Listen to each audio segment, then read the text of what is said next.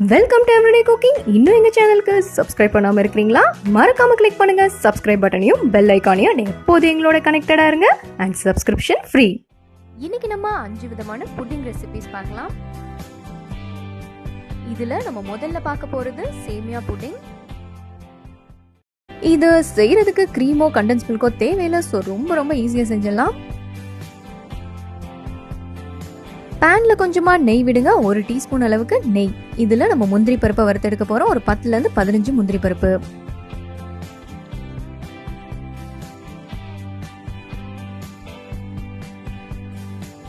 முந்திரி பருப்பு ஓரளவுக்கு கலர் சேஞ்ச் ஆகி வரும். அது வரைக்கும் நல்லா வறுத்துக்கோங்க. அடுத்ததான் நம்ம சேமியா ஆட் பண்ணிடலாம். 1 கப் அளவுக்கு சேமியா. இதையும் அதே நெய்லேயே வறுத்துடலாம். சேமியா நல்லா கோல்டன் ப்ரௌன் ஆகிற வரைக்கும் வறுத்தெடுங்க. நல்லா வறுபட்டதும் ஒரு 2 டீஸ்பூன் அளவுக்கு சேமியாவை எடுத்து வைங்க. அது கார்னிஷ் பண்றதுக்காக.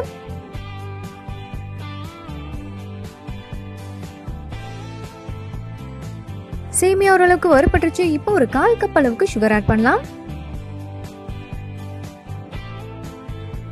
அடுத்ததா ஒரு 1/2 டீஸ்பூன் அளவுக்கு வெனிலா எசன்ஸ், 1/2 கப் அளவுக்கு காய்ச்சின பால். இப்போ இந்த சேமியா இந்த பால்ல நல்லா வேகணும்.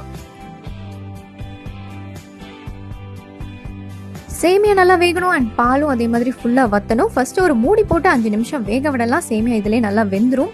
இப்போ பால் வத்துற வரைக்கும் வெயிட் பண்ணலாம்.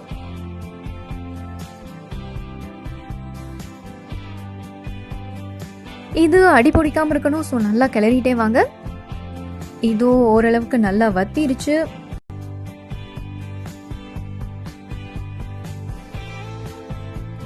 இந்த ஸ்டேஜில் ஸ்டவ் ஆஃப் பண்ணிடலாம் அண்ட் ஒரு பவுல் எடுத்துக்கோங்க. இதில் பட்டரோ இல்லை நெய்யோ தடவிக்கோங்க.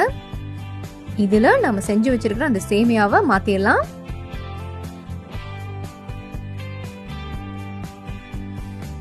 இதை நல்லா ஃப்ளாட்டன் பண்ணி விடுங்க. இது நல்லா ஆறணும். இது ஆறுறதுக்குள்ள நம்ம கஸ்டர்ட் ரெடி பண்ணிக்கலாம். ஒரு 1.5 டேபிள் ஸ்பூன் அளவுக்கு கஸ்டர்ட் பவுடர் எடுத்துக்கோங்க.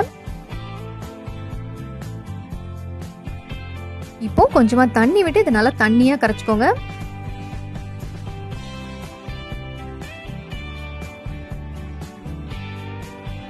இந்த அளவுக்கு தண்ணியா இருந்தா கரெக்டா இருக்கும். அடுத்ததான் ஒரு கடாயில 1 கப் அளவுக்கு பால் ஆட் பண்ணிக்கலாம். இதோட ஒரு 3 டேபிள் ஸ்பூன் அளவுக்கு சுகர் ஆட் பண்ணிக்கோங்க. இப்போ சுகர் நல்லா கரையட்டும். பால் நல்லா சூடாகட்டும். அதே மாதிரி கொதிக்கிற ஸ்டேஜ் வரட்டும். அப்பதான் சுகரும் கரைஞ்சிருக்கும். ஸோ அந்த ஸ்டேஜ்ல நம்ம மிக்ஸ் பண்ணி வச்சிருக்கிற அந்த கஸ்டர்ட் ஆட் பண்ணிடலாம்.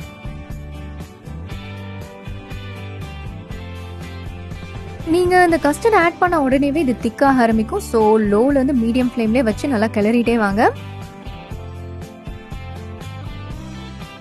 இதோ சூப்பரா திக்காயிடுச்சு. இந்த ஸ்டேஜ்ல நான் ஒரு 1/2 கப் அளவுக்கு நறுக்குன மாம்பழம் ஆட் பண்ண போறேன். மாம்பழம் இங்க ஆப்ஷனல் தான். வேற எந்த ஃப்ரூட்ஸ்னாலும் கூட நீங்க ஆட் பண்ணிக்கலாம். இப்போ ஸ்டவ் ஆஃப் பண்ணிட்டு இதை நீங்க அந்த சேமியா மேல ஊத்திருங்க.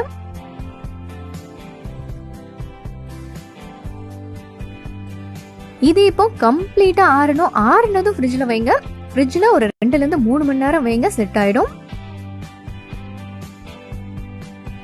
இதோ 2 மணி நேரம் ஆயிடுச்சு. இதை வெளியே எடுத்தாச்சு. இதுக்கு மேல கொஞ்சமா டியூட்டி ஃப்ரூட்டி அண்ட் ஏற்கனவே வறுத்து வச்சிருந்த அந்த சேமியாவே ஆட் பண்ணிக்கலாம்.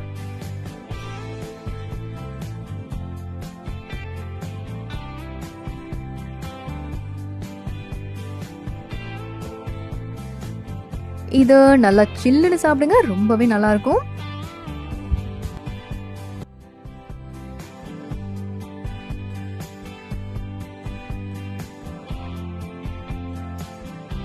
அடுத்தது நம்ம பார்க்க போறது ரைஸ் புட்டிங். இதுக்கு ஒரு 1/4 கப் அளவுக்கு அரிசி மாவு எடுத்துக்கோங்க.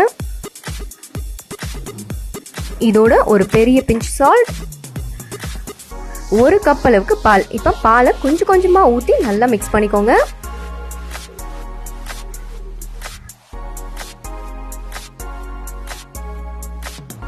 இதை கட்டி விழாம நல்லா கரைச்சிக்கோங்க. நம்ம அடுப்புல வச்சு கிண்ட போறோம். ஸோ நல்லா ஸ்மூத்தா கரைச்சிக்கோங்க.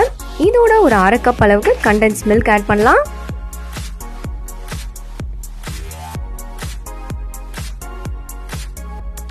இதோ சூப்பரா தண்ணியை கரைச்சாச்சு. இதை நம்ம அடுப்புல வச்சு கிண்ட ஆரம்பிக்கலாம்.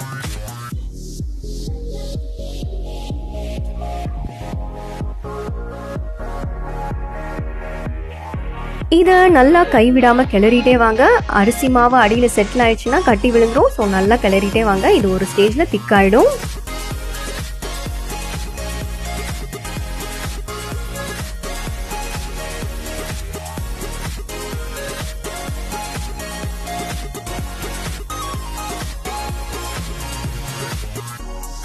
இது நல்லா திக்கான உடனே ஆஃப் பண்ணிருங்க. ரொம்ப நேரம் கிளறிட்டே இருக்க வேண்டாம். இந்த ஸ்டேஜ்ல ஆஃப் பண்ணிக்கலாம். இப்போ ஒரு பவுல்ல பட்டர் தடவிக்கலாம்.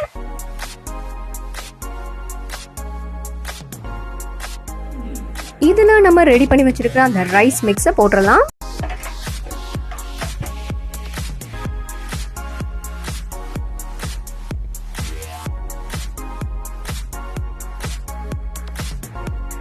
இதை நல்லா ஷேப் பண்ணிக்கோங்க. இது அப்படியே ஆறட்டும். நம்ம செகண்ட் லேயருக்கு போகலாம்.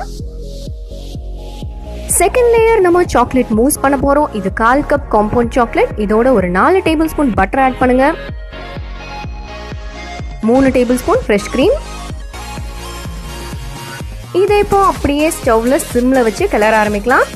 நல்லா கிளறிட்டே வாங்க கைவிடாம. ஒரு ஸ்டேஜ்ல நல்லா உருகி வரும். அந்த ஸ்டேஜ்ல நீங்க ஆஃப் பண்ணிக்கலாம்.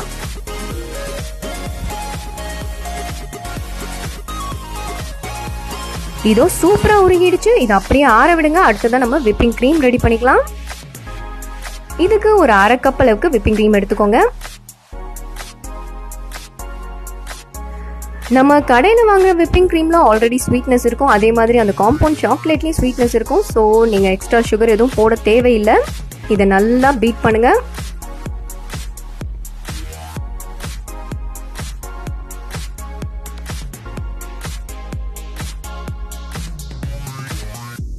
இதோ இந்த மாதிரி ஸ்டிஃப் பீக்ஸ் வரணும். அது வரைக்கும் நீங்கள் பீட் பண்ணிக்கணும். இப்போ நம்ம ரெடி பண்ணி வச்சிருக்கிற அந்த சாக்லேட்டையும் இதோட ஆட் பண்ணிடலாம். சாக்லேட் நல்லா ஆறி இருக்கணும். இல்லைன்னா ஃப்ரிட்ஜிலேயாவது ஒரு 1/2 மணி நேரம் போட்டுட்டு அதுக்கப்புறம் இதோட மிக்ஸ் பண்ணுங்க. இது மிக்ஸ் பண்ணவே நல்லா கெட்டியாகும்.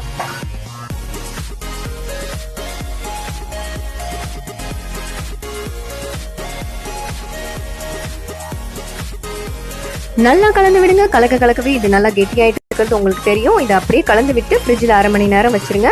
இது நம்மளோட ரைஸ் புட்டிங். இதுக்கு மேல நம்ம டியூட்டி ஃப்ரூட்டி ஆட் பண்ணிக்கலாம். இதோ 1/2 மணி நேரம் ஆயிடுச்சு. இந்த மூஸை உள்ள வச்சு பாருங்க எவ்வளவு கெட்டியா இருக்குன்னு. இதை ஒரு லேயர் போடலாம்.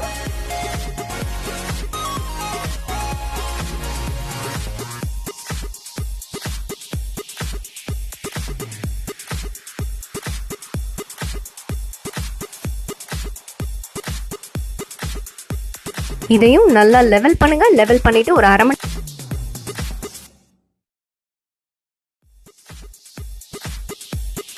அடுத்ததான் நம்ம தேர்ட் லேயருக்கு விப்பிங் க்ரீமே யூஸ் பண்ணலாம். ஒரு 1/2 கப் அளவுக்கு விப்பிங் க்ரீம் எடுத்துக்கோங்க. இதை நல்லா பீட் பண்ணி தேர்ட் லேயரா போடுங்க.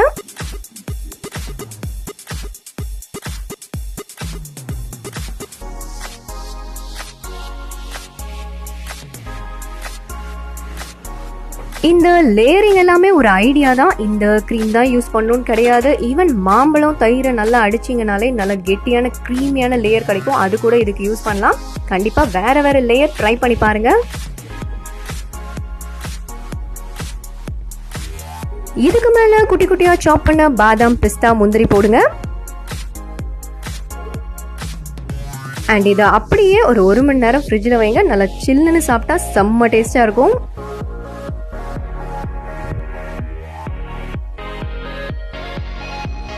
அடுத்து நம்ம பார்க்க போறது பப்பாளி புட்டிங். அண்ட் இது ரொம்ப கம்மியான இன்கிரிடியன்ஸ் யூஸ் பண்ணி செய்யக்கூடிய ஒரு ரொம்ப நல்ல டிஷ். கண்டிப்பா ட்ரை பண்ணி பாருங்க.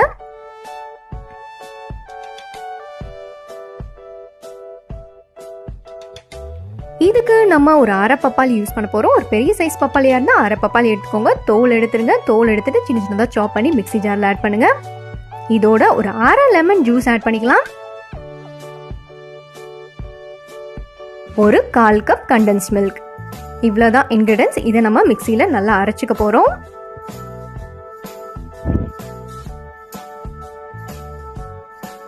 யூஸ்வலா நீங்க பப்பாளியில பால் சேர்த்து அடிச்சு வெளியே வச்சீங்கனாலே கொஞ்ச நேரத்துல ஜெல்லி மாதிரி நல்லா கெட்டி ஆயிடும். இங்க நம்ம கண்டென்ஸ் மில்க்கும் லெமனும் யூஸ் பண்றோம். ஸோ இன்னும் நல்லா கெட்டியா இருக்கும். இதை இப்போ ஒரு மோல்டுக்கு மாத்திடலாம். மோல்டு இல்லைன்னா ஏதாவது ஒரு பாத்திரம் எடுத்துக்கோங்க.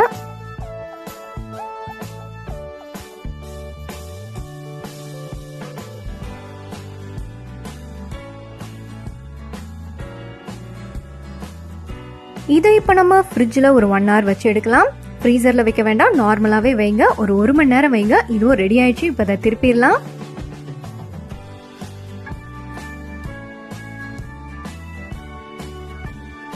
இதுவும் ரொம்ப ரொம்ப சிம்பிளான பப்பாயா புட்டிங் சூப்பராக ரெடி ஆயிடுச்சு.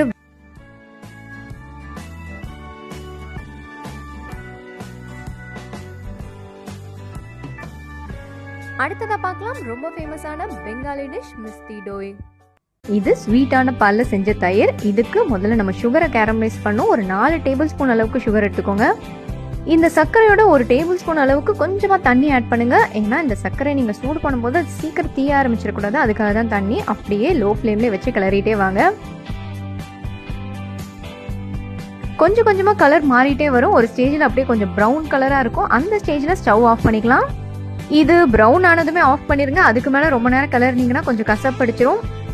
இது ஒரு பக்கம் ஆறிட்டு இருக்கட்டும். அதுக்குள்ள நம்ம பாலை காய்ச்சிடலாம். நான் இங்க ஒரு 1/2 லிட்டர் பால் எடுத்திருக்கேன். இது நல்லா கொதிக்கட்டும். இதோ பால் நல்லா பொங்கிருச்சு. இதுலயும் நம்ம கொஞ்சமா சர்க்கரை சேர்க்க போறோம்.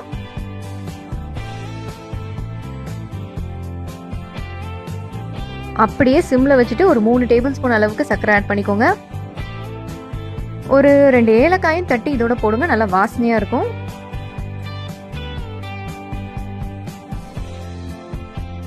பால் திக்கா இருந்தா தான் தயிர் நல்லா திக்கா வரும். ஸோ கொஞ்சமா இதை வத்த விடலாம். அப்பதான் பால் திக்காகும். ஒரு 1/4 பங்கு வரைக்கும் இதை வத்த விடுங்க. ரொம்ப வத்த விட்டுறாதீங்க. ஒரு 1/4 பங்கு மட்டும் வத்தட்டும். பால் இங்க நல்லா திக்காயிடுச்சு. நான் இதை கேரமலைஸ் பண்ண சுகரோட சேர்க்க போறேன். இதை பார்த்தீங்கன்னா நம்ம தண்ணியாக தான் இறக்கி வச்சோம். பட் பால் கொதிக்கிற நேரத்துக்குள்ளேயே அது இவ்வளோ கெட்டியாக இருக்கு. இதில் இப்போ பாலை நீங்கள் சூடாகவே ஊற்றிடலாம். ஊற்றி நல்லா மிக்ஸ் பண்ணுங்க.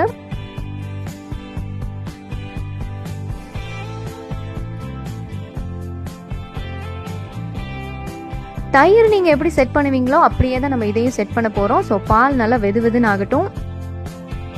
பால் நல்லா வெது வெதுன்னு ஆன உடனேவே நீங்க தயிரை சேர்த்தரலாம். 1 டம்ளருக்கு 1 டேபிள் ஸ்பூன் அளவுக்கு தயிர் சேருங்க. மொத்த பாலுக்கு ஒரு 2லேருந்து 2.5 டேபிள் ஸ்பூன் அளவுக்கு தயிர் தேவைப்படும்.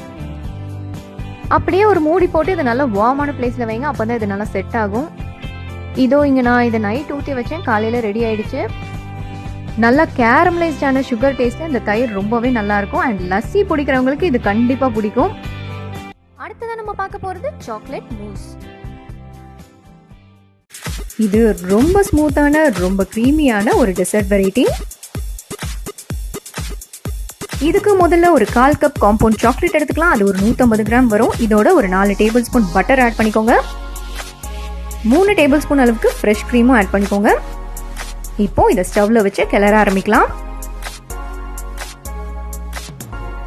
இந்த compound chocolate milk and dark வெரைட்டிஸ்ல வருது. அண்ட் ஒரு 100 ருபீஸ் உள்ள இருக்கும். இது நிறைய ரெசிபிக்கு யூஸ் பண்ணலாம். இதோ இது நல்லா மெல்ட் ஆயிடுச்சு. இது அப்படியே ஆற விடுங்க. அடுத்ததா ஒரு 1/2 கப் அளவுக்கு விப்பிங் கிரீம் எடுத்துக்கலாம். விப்பிங் கிரீம்ல ஆல்ரெடி ஸ்வீட்னஸ் இருக்கும். ஸோ சுகர் எதுவும் ஆட் பண்ண தேவையில்லை. இந்த கிரீம் கண்டிப்பா நல்லா தில்லுன்னு இருக்கணும். அப்பதான் விப் பண்ண முடியும்.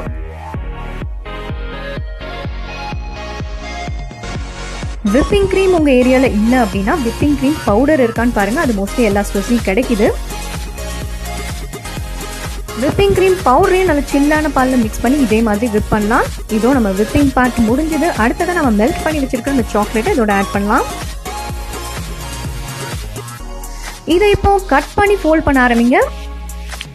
கொஞ்சம் மிக்ஸ் ஆனதும் ஒரு டைரக்ஷன்ல நல்லா ஸ்டிர் பண்ணுங்க.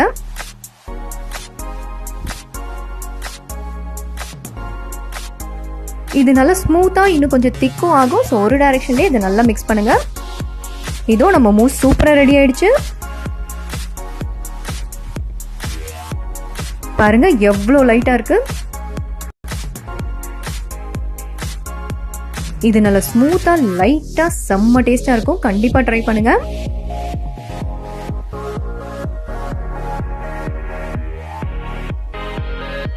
இதுக்கு மேல கொஞ்சமா சாக்லேட் சாஸ் ஸ்ப்ரெட் பண்ணலாம், இன்னும் நல்லா இருக்கும்.